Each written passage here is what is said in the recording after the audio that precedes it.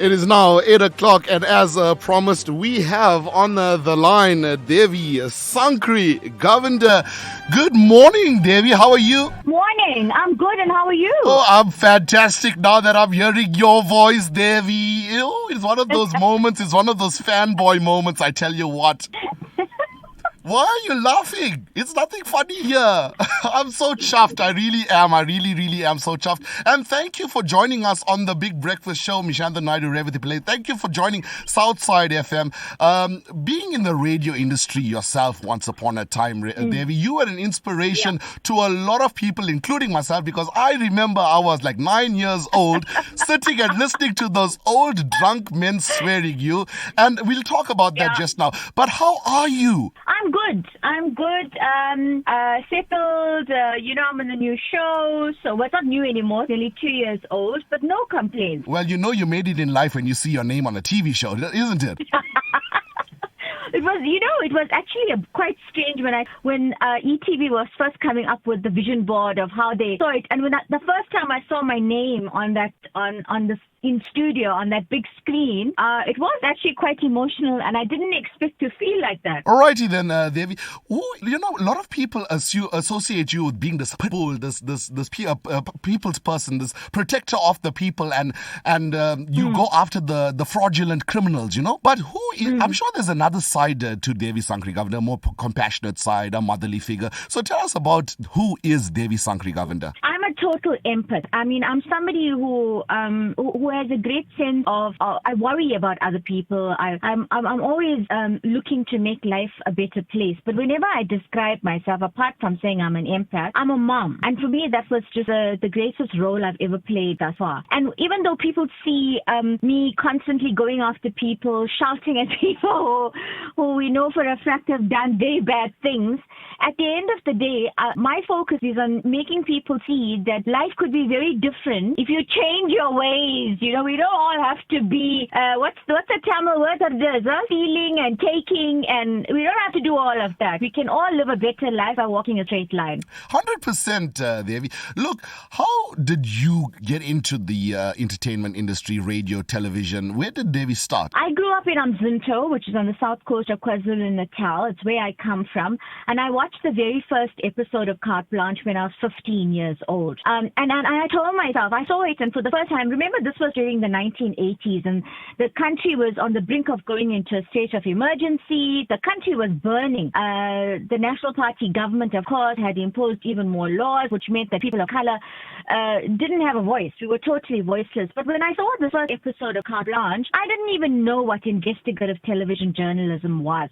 I didn't even know it had that name. But I saw Derek, I saw Ruda, later Manu Padiachi, and I thought this is exactly what I want to do for the rest of my life. So everything, like with most things in my life, I'm quite organized, and I believe in having a vision, writing it down, and then sticking to it, and then just getting on the wagon and making a plan. So after I finished matric, I went to university, I studied, and it was at the end of my BA degree that I thought, well, now I think you need to go and get some kind of freelance work, because I had been invited to do an honors degree in drama and performance studies, and I thought, I don't want people to say, oh, now she's gone and done an acting license, but where's the job? So I sent my CV off to quite a few places, and Lotus called me back for an interview. That's a short story of how it happened. I started at Lotus, and then from there I went to a whole range of places. I was also teaching. I taught at Effingham Secondary, Nilgiri. I always juggled quite a few balls in the air, which I think is important, especially to anyone who is listening right now. We must get out of this idea. We can't be one-trick ponies. There's other things that you're also good at, and that could also be a way to create an income. So I went to the Sunday Times. After that, also associated Lotus Viewpoint comes in at that point. And then I joined Carte Blanche in 2002. And I was there 18 years until 2 years ago when I joined ETV. All right, Devi, we remember your time on radio and how controversial it was, right?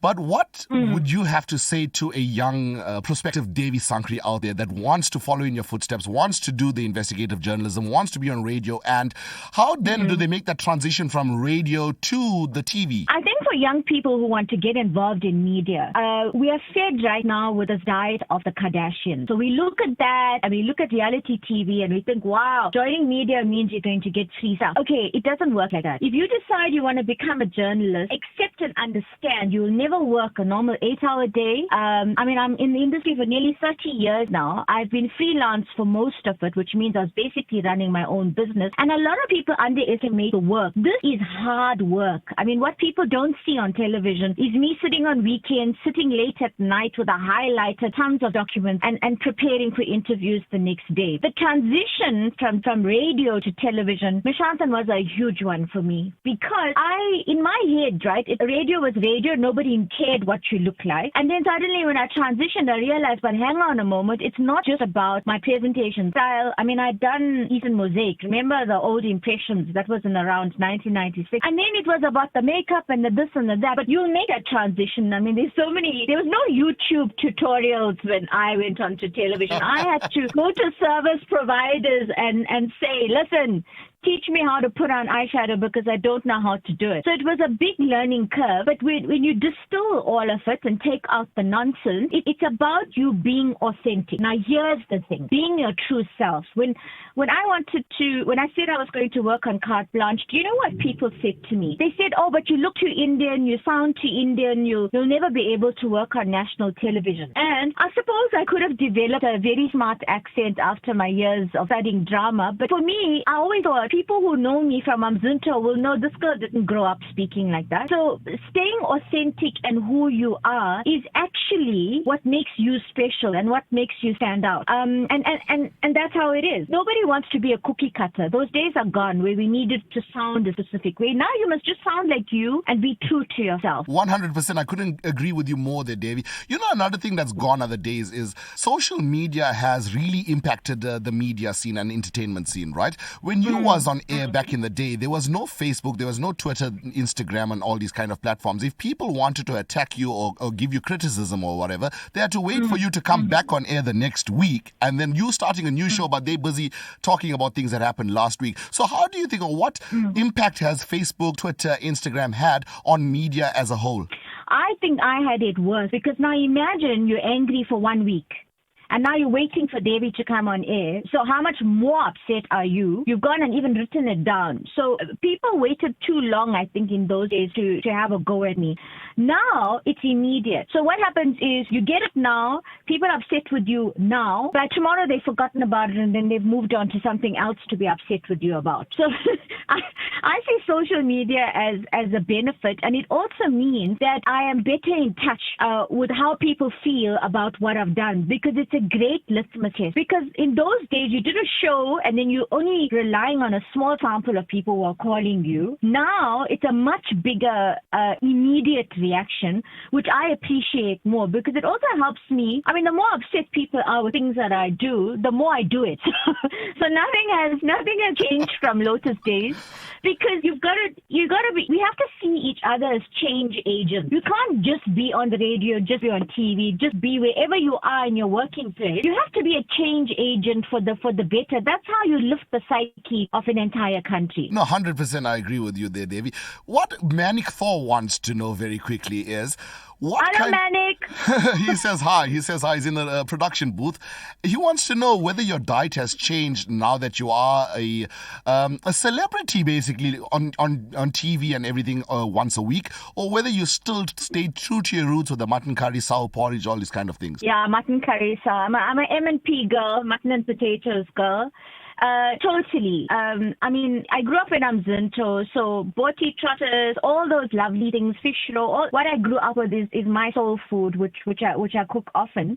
But I think what has changed for me though is a greater emphasis on staying healthy. So I'm sitting in the car right now because I knew you were going to call me at 5 to 8, and I needed to be in a quiet place. So I left home at 20 to 8. I'm sitting in my car because I have a Zumba class at the gym at 8:30. So those kinds of things have definitely definitely a definite feature in my life. Yoga on a Saturday, because I learned a little bit late, I think, that if you want to keep your mind active, your body needs to stay active. So eating wise, I'm a very healthy eater, despite everything I've described to you earlier. Everything in moderation, including the exercise. Yeah, well, everything in moderation. You're quite right, Devi. Now, you have grown leaps and bounds since your early days, and the Devi show is quite extraordinary, isn't it?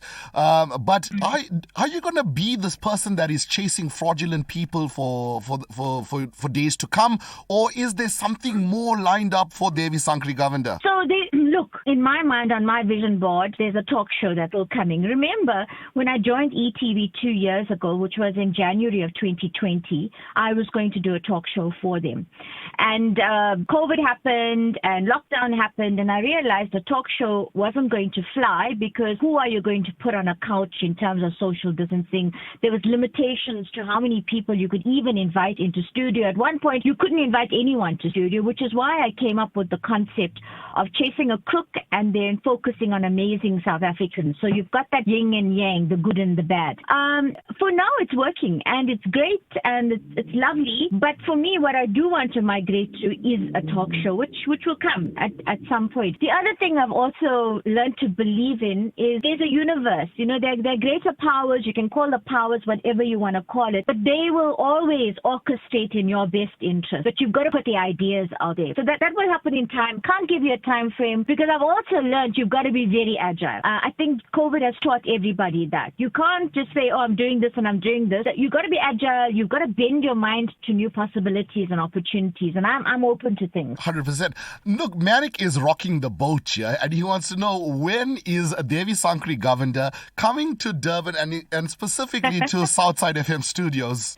The next time I come, right, we'll try and find a gap. How's that? No, 100%. Look, Devi, apart from the talk show and your show at the moment, do you see yourself, because I can see that it might be the most fitting position for you, right? To become the next, or possibly a future public protector.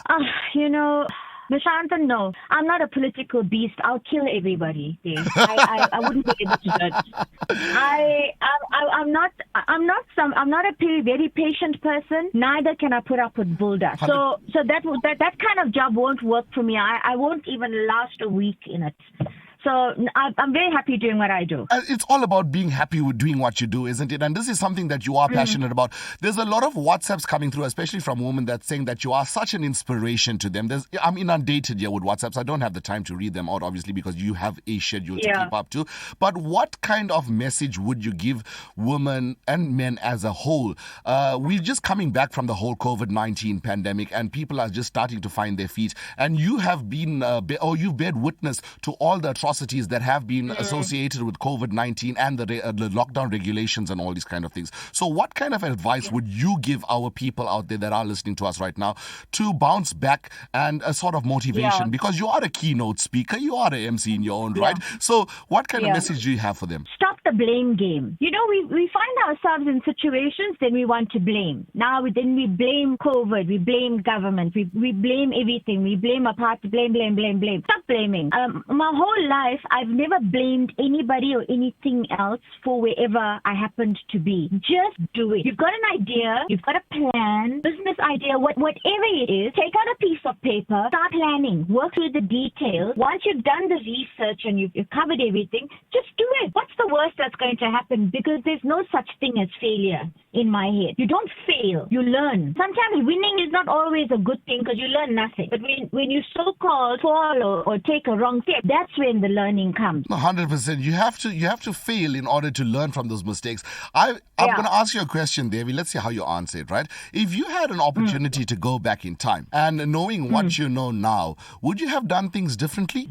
Yeah, there's a couple of things I would have done differently, but more importantly for me, I wouldn't give even more of a hoot about what people think. You know, when I was quite young, I was like 23, 24 when I was doing Viewpoint, and to hear, you know how people used to swear me, Meshantan, all the time. I was witness Get upset. That was pretty normal, you know. That's what used to basically happen all the time for me.